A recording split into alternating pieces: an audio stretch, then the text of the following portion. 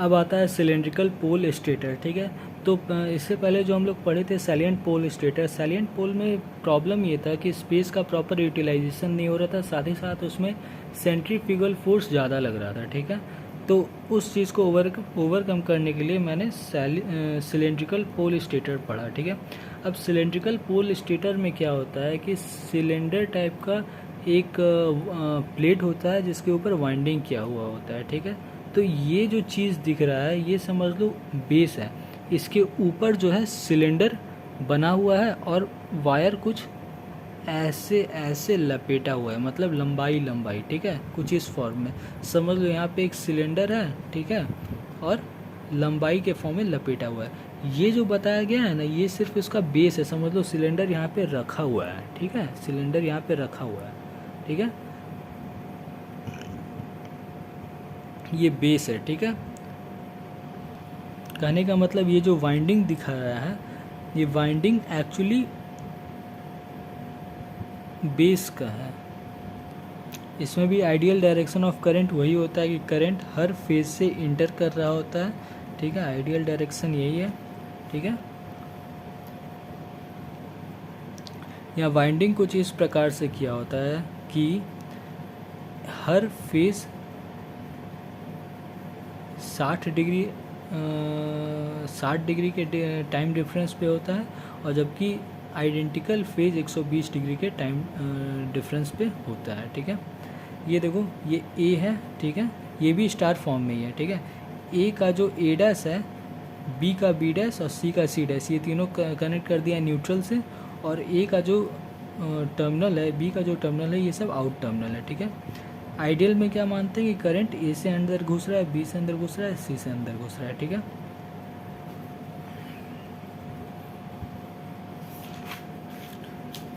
यहाँ पे भी वही बैलेंस्ड 3 फेज सप्लाई मिलता है, ठीक है, जिसमें बैलेंस्ड का मतलब तीनों फेज करंट का सम 0 होगा एक पर्टिकुलर इंस्टेंट पे, ठीक है। यहाँ पे 0 60 ये सेम है, ठीक है, सेम मतलब सैलिएंट पोल की जैसा ही, ठीक है, कुछ ज़्यादा डिफरेंस तो है नहीं इसमें। हाँ, अब ये देखो 0 इंस्टेंट पे पढ़ाई हो रहा है, ठीक है। 0 इंस्टेंट कहने का मतलब क्या हुआ कि ये इस समय क्या है, आई ए मैक्सिमम करंट, आई ए का वैल्यू मैक्सिमम होता है 10 और आई बी और आई सी का 5, ठीक है। मैक्सिमम करंट बोलने का मतलब क्या होता है, मैक्सिमम करंट बोलने का मतलब ये होता है कि आई ए जो होता है वो डोमिनेट करेगा। कहने का मतलब आई ए का जो करंट होगा, आई बी और आई सी भी उसी डायरेक्शन ऑफ करंट को सपोर्ट करेगा, समझे, ये मतलब होता है मैक्सिमम करंट का, ठीक है। तो ये हुआ वाइंडिंग तुम्हारा, ठीक है। तो वाइंडिंग जो है वो तुम्हारा ये वाला जो है वो सेम ये चीज़ है, ठीक है। इसमें होगा क्या 0 इंस्टेंट पे कि 0 इंस्टेंट पे देखो आई ए का वैल्यू 10 है और आई बी और आई सी का -5 है, ठीक है। तो आइडियल डायरेक्शन क्या बोलता है कि आइडियल डायरेक्शन बोलता है कि करंट इंटर जाएगा, मतलब ए से 10 एम्पियर जाएगा, बी से कितना जाएगा और सी से कितना जाएगा।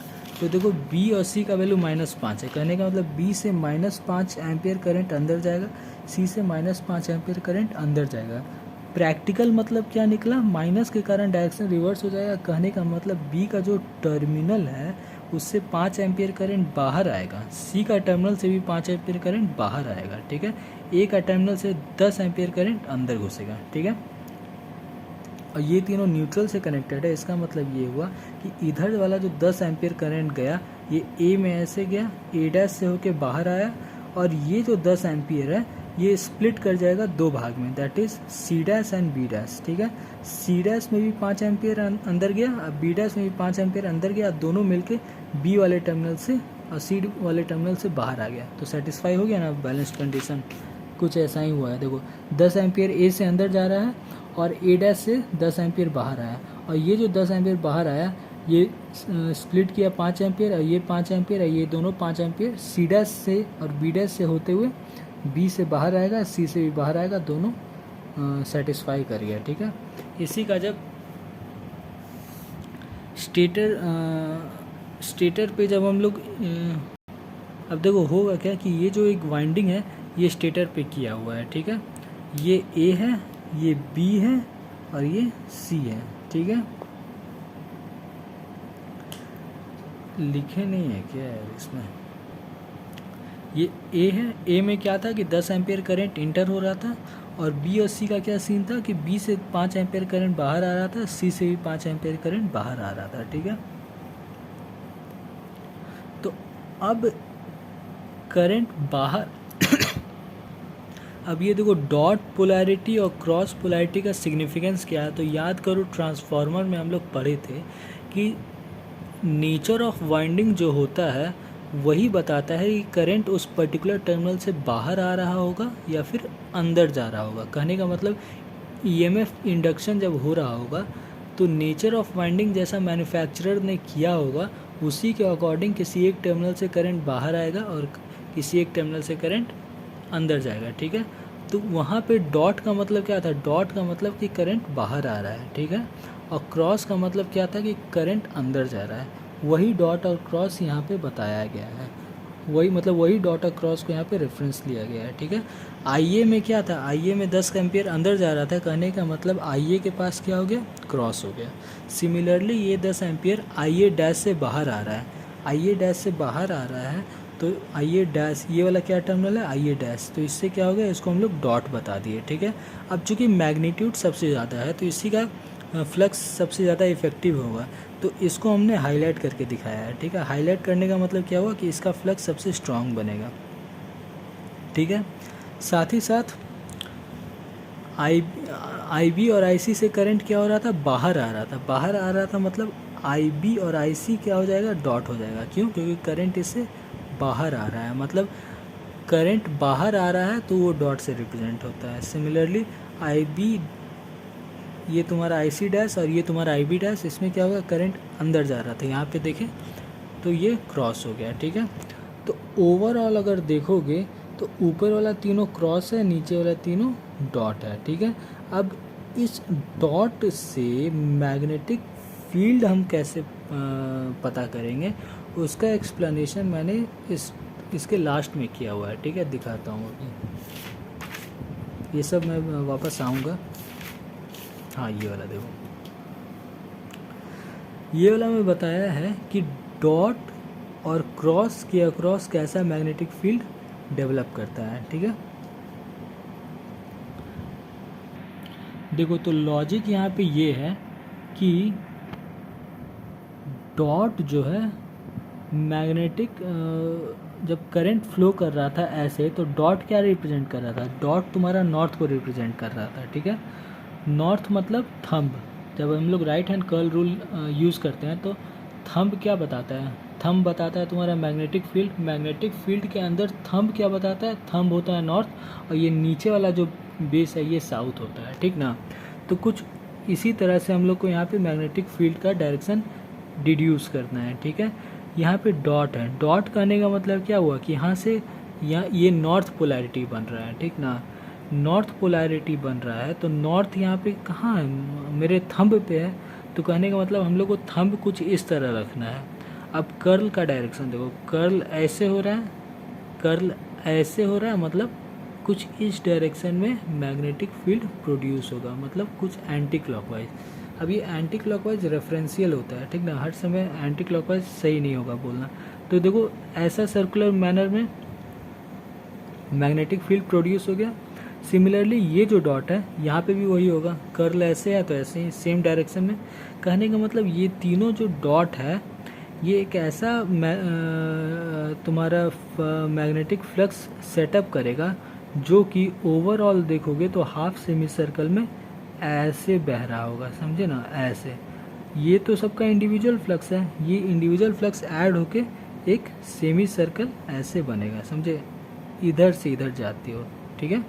सिमिलरली ये जब देखोगे क्रॉस, क्रॉस का मतलब क्या होता है, साउथ, ठीक है, मतलब यहाँ पे साउथ बन रहा है। तो हम लोग जब ऐसे करेंगे तो इसका मतलब क्या हो गया, नॉर्थ जा रहा है पेपर के अंदर, मतलब साउथ ऊपर है, ठीक है। तो तुमको ऐसे करना है, फिर कर्ल बनाना है। तो कर्ल बनाओगे तो कुछ ऐसा डायरेक्शन दिखेगा, ठीक है। तो ऐसा डायरेक्शन बना दिए, ये क्या है, इंडिविजुअल फ्लक्स है।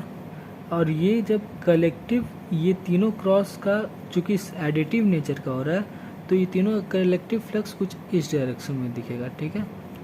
अब तुमको करना क्या है कि तुमको स्टेटर के अंदर जाना है। देखो सिलेंड्रिकल स्टेटर है, इसके बाहर कुछ नहीं होता, रोटर इसके अंदर होता है। तुमको इसके अंदर जाना है और खड़ा होकर देखना है कि कहाँ से फ्लक्स आ रहा है। तो तुम देखोगे कि यहाँ से कोई मतलब स्टेटर का किसी एक पोजीशन से फ्लक्स स्टार्ट हो रहा है और किसी एक पोजीशन में फ्लक्स एंड हो रहा है, समझे। तो उस पोजीशन को हम लोग नॉर्थ बोल देंगे और इस पोजीशन को हम लोग साउथ बोल देंगे, ठीक है।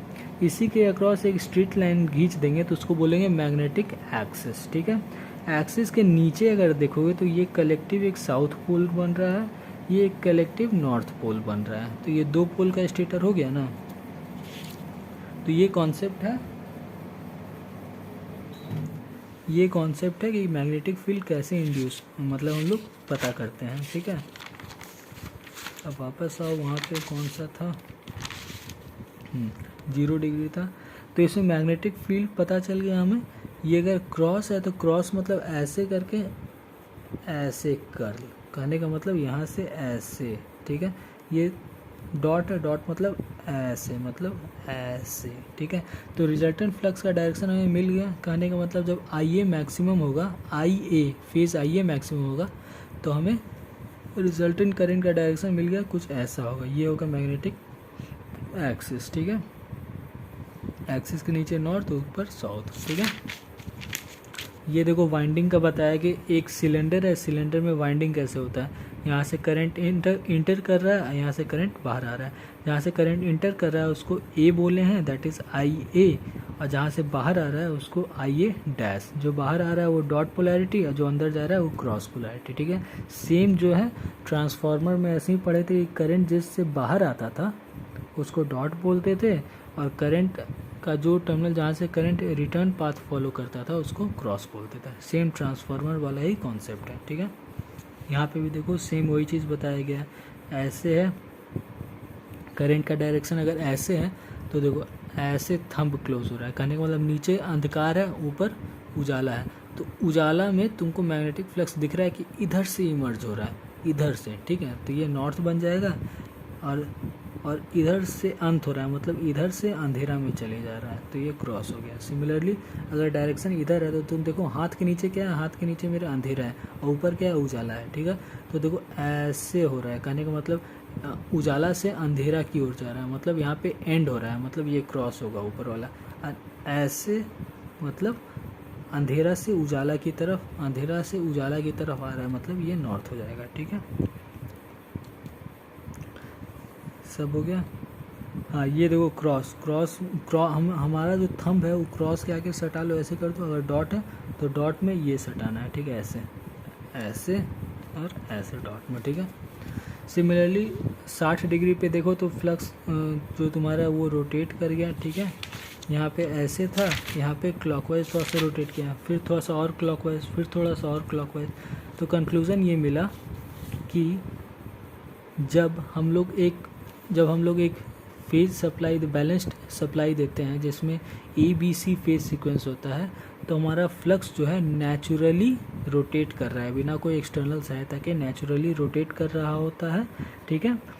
फ्लक्स जिस स्पीड से रोटेट कर रहा होता है उसी स्पीड को हम लोग सिंक्रोनस स्पीड बोलते हैं, दैट इज़ NS, ठीक है। अब यहाँ ध्यान देने वाली बात यह है कि सिंक्रोनस स्पीड मतलब फ्लक्स का जो रोटेशन है वो डिपेंड करता है सप्लाई के फ्रीक्वेंसी पे, ठीक है। और फ्लक्स किस डायरेक्शन में रोटेट करेगा वो डायरेक्शन डिपेंड करता है फेज सीक्वेंस पे, ठीक है। जैसे यहाँ पे ABC है तो क्लॉकवाइज रोटेट किया, मान लो ACB हो जाएगा तो ये क्लॉकवाइज की जगह पे जो डायरेक्शन है वो रिवर्स कर जाएगा। कहने का मतलब मोटर को जो सिंक्रोनस मोटर को तुम जो सप्लाई दे रहे हो उसमें कोई एक टर्मिनल को रिवर्स कर दिए तो होगा क्या कि मोटर उल्टा घूमना चालू कर देगा, ठीक है। क्यों घूमना चालू कर देगा? क्योंकि फ्लक्स ही उल्टा बन रहा है, ठीक है। अब तो ये तो बता ही दिया। What is the axis of cylindrical stator, ठीक है। अब यहाँ क्या करने का कोशिश किए हैं कि जो मैग्नेटिक एक्सिस बन रहा था उसको हमने स्टडी करने का कोशिश किया, ठीक है। तो ये क्या है, इसमें क्या है कि फेज़ A में करंट जो आ रहा है फेज ए मतलब इसमें जो वो वाला स्टेट याद करो जब फेज ए में करंट मैक्सिमम जा रहा था। तो जब फेज ए में करंट मैक्सिमम जा रहा था तो उस समय मैग्नेटिक एक्सिस ऐसा बना था। ठीक है, देख लेते हैं। इंस्टेंट जीरो कहने का मतलब वो और क्या, इंस्टेंट जीरो में देखो इंस्टेंट जीरो में क्या था, इंस्टेंट जीरो में मतलब 0 डिग्री में आई ए मैक्सिमम करंट था और उस समय मैग्नेटिक एक्सिस ऐसे था। ठीक है,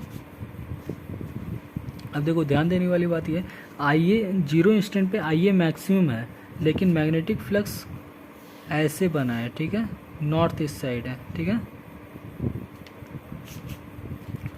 ये सिमिलरली इस डायरेक्शन में कब होगा, जब आई ए माइनस होगा। आई ए माइनस करने का मतलब आई ए मैक्सिमम होगा माइनस में, जैसे 180 डिग्री। ठीक ना, तो यहाँ पे देखो, यहाँ जो दिखाया गया है ये 180 डिग्री वाला है, मतलब आई ए में -10 एम्पीयर जा रहा है। सिमिलरली आई बी में जब मैक्सिमम करंट जाएगा तो ऐसा एक्सिस होगा, आई सी में जो मैक्सिमम करंट जाएगा तो ऐसा एक्सिस होगा। ठीक है, ये सब में माइनस माइनस करंट जा रहा है। ठीक है, तो ये जो एक्सिस हमें मिला इसको क्या करते हैं, इसको अब हम लोग रिजॉल्व करके स्टडी करते हैं। ठीक है, हम लोग रेफरेंस के लिए मान लिए एक वन को रेफरेंस ले लिया और उसके रिस्पेक्ट में बाकी दोनों लिख दिए। ठीक है, फाई एम क्या है, तो फाई एम तुम्हारा जो सप्लाई होगा वही होगा, वही यहाँ पे वैल्यू आएगा। ठीक है, अगर अब हम लोग फाई वन को रेफरेंस माने थे तो फाई थ्री लीड कर रहा है, फाई टू लैग कर रहा है। ठीक है, ये तुम्हारा एक्सिस आया था, इसको रिजॉल्व करेंगे। रिजॉल्व कैसे करेंगे, तो रिजॉल्व कुछ ऐसे करना है कि एक बार वर्टिकल एक्सिस के अकॉर्डिंग रिजॉल्व करेंगे। वर्टिकल बोलने का मतलब ये लंबा लाइन को वर्टिकल बोलते हैं। तो जब वर्टिकल में रिजॉल्व करेंगे तो ये वाला जो लाइन है ये उठ के इधर आ जाएगा, ये वाला उठ के इधर आ जाएगा। ठीक है, और ये दोनों का जब रिजॉल्व कर देंगे, वर्टिकल मतलब लंबा, लंबा एक्सिस में जब रिजॉल्व होगा तो ये वाला उठ के इधर आएगा, ये वाला उठ के इधर आएगा। ठीक है, ये वाला देखो, ये वाला भी उठ के ऊपर आएगा, लेकिन होगा क्या कि 90 डिग्री ट्रैवल करना पड़ेगा। cos 90 क्या होता है, 0, इसीलिए इसका कोई एग्जिस्टेंस ही नहीं है। ये दोनों फेज़र को हमने रिजॉल्व कर दिया, वैल्यू ये आया। ठीक है, हॉरिजॉन्टल एक्सिस कहने का मतलब ये वाला, तो इस पे जब रिजॉल्व करेंगे तो इसको इधर ले जाएंगे, इसको इधर ले जाएंगे, सबको ऐड कर देंगे तो ये वैल्यू आ गया। ठीक है, तो हमें दो चीज़ मिला। ठीक है, पहला क्या मिला, हॉरिजॉन्टल एक्सिस में कुछ ऐसा बना, वर्टिकल एक्सिस में ऊपर खड़ा की ओर बना। तो इसका जब रिजल्टेंट लेंगे तो ये मैग्नीट्यूड ऐड हुआ है, ये एंगल ऐड हुआ है। ठीक है, ये देखो, तो हमें थीटा मतलब एंगल, इसका रिजल्टेंट का जो एंगल मिला उसका वैल्यू ये आया और जो मैग्नीट्यूड मिला वो ये मिला। कहने का मतलब ये हुआ कि जो मैग्नेटिक फ्लक्स है, फ्लक्स का जो एंगल है, एंगल कहने का मतलब रोटेशन, वो किस पे डिपेंड कर रहा है, ओमेगा टी। ओमेगा टी मतलब फ्रीक्वेंसी में। ठीक है, और फ्लक्स का जो मैग्नीट्यूड है वो कांस्टेंट है। कहने का मतलब ये कि ये जो पूरा चीज़ था, ये इसका कंक्लूज़न ये निकला कि ये जो मैग्नेटिक फ्लक्स प्रोड्यूस हो रहा है इसका मैग्नीट्यूड क्या है, तो मैग्नीट्यूड सेम है सप्लाई का मैग्नीट्यूड, और इसका रोटेशन क्या है, तो सप्लाई का जो फ्रीक्वेंसी होगा उस पर डिपेंड करेगा। ठीक है, क्योंकि ओमेगा का वैल्यू क्या होता है, फ्रीक्वेंसी होता है ना, 2πft। देखो ओमेगा का वैल्यू 2πft, मतलब रोटेशन जो है तुम्हारा फ्रीक्वेंसी पे भी डिपेंड करेगा, टाइम पीरियड पे भी डिपेंड करेगा। ठीक है, ये तो एक कंक्लूजन सर निकाले कि π/2 माइनस ओमेगा टी, मतलब 0 डिग्री है तो 90 डिग्री का, मतलब 0 डिग्री अगर तुम्हारा सप्लाई का है तो 90 डिग्री पे फ्लक्स बनेगा। फ्लक्स मतलब फ्लक्स का एक्सिस, और क्या। ये देखो यहाँ पे टी, यहाँ कैपिटल टी ये टाइम पीरियड है कि इसका कोई भी सिग्नल जितना समय पे एक कंप्लीट साइकिल कंप्लीट करता है उसको टाइम पीरियड बोलते हैं। स्मॉल टी क्या है, वो टाइम पीरियड जो तुमको निकालने का होगा, जैसे क्वेश्चन में दिया होगा। ठीक है।